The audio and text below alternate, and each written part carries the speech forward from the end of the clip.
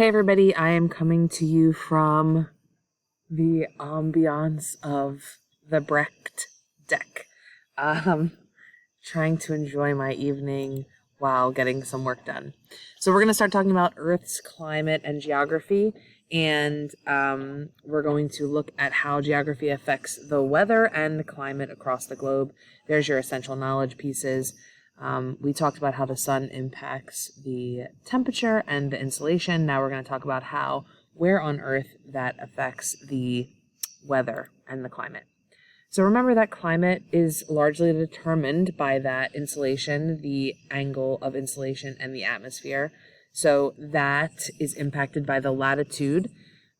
So if you're looking at the Earth, depending on the higher latitudes, like we saw in the previous video, are going to get less insolation, which means they're going to be cooler and see less precipitation. The equator is going to get the most intense insolation. You're going to have higher temperatures. You're going to have higher precipitations. And remember, the air is rising there.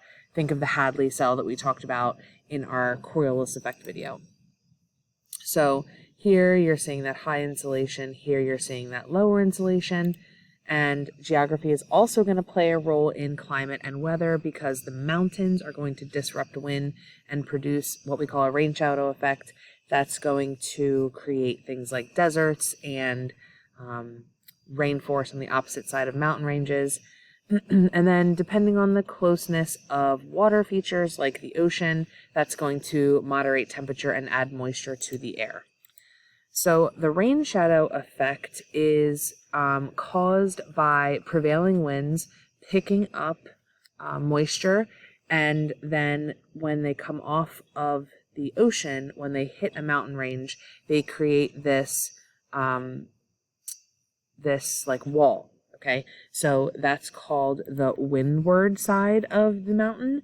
The warm, moist air from the ocean is going to hit that mountain range, and on the windward side of the mountain, you're going to see that air rising, cooling, and condensing, creating and causing rain.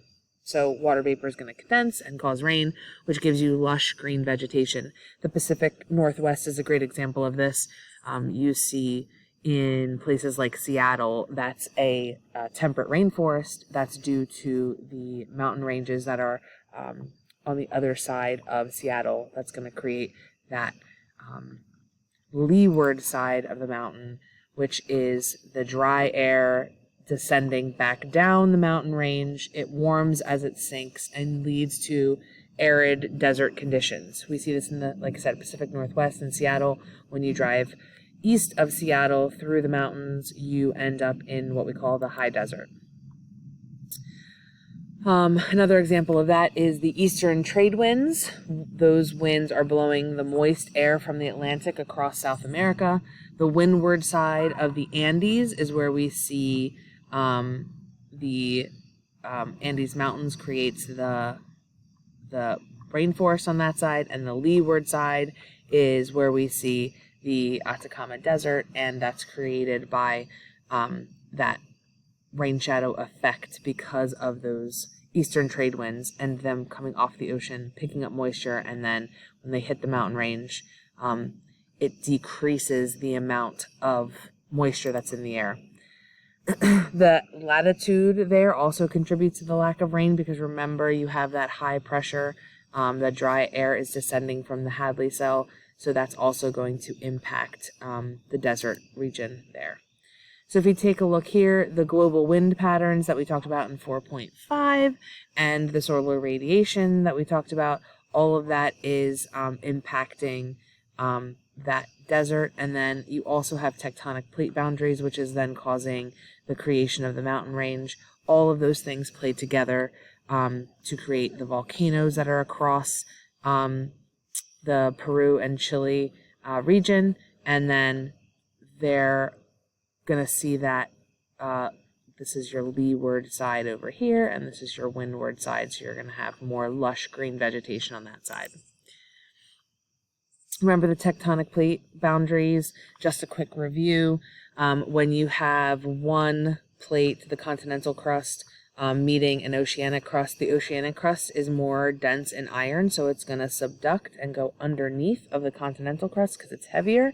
When that happens, you tend to have hot spots and lava pushing forward and up, and then you see the creation of mountains and or volcanoes. Quick one today, so take a look here. Describe the regional precipitation pattern you would expect for the portion of Mexico and Central America indicated on the map. So you're seeing right here, these winds are coming off the ocean. What's going to happen in this area based on what we just talked about with our rain shadows and our geography? Okay, everybody, have a great night.